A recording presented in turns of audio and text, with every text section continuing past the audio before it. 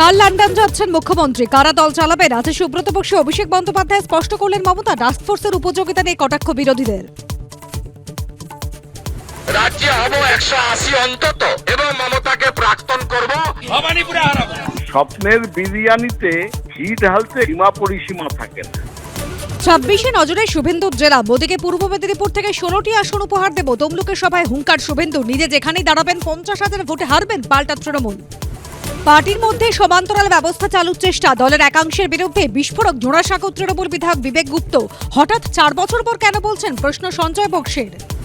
বারুইপুর কাণ্ডের প্রতিবাদে ফের বিধানসভায় ওয়াকআউট বিজেপির, উল্টো সুর দলেরই বিধায়ক বঙ্কিম ঘোষের। আমরা বয়কট করে বেরিয়ে এলাম, ভুলই হয়েছে, আমাদের থাকা উচিত ছিল, বলা উচিত ছিল।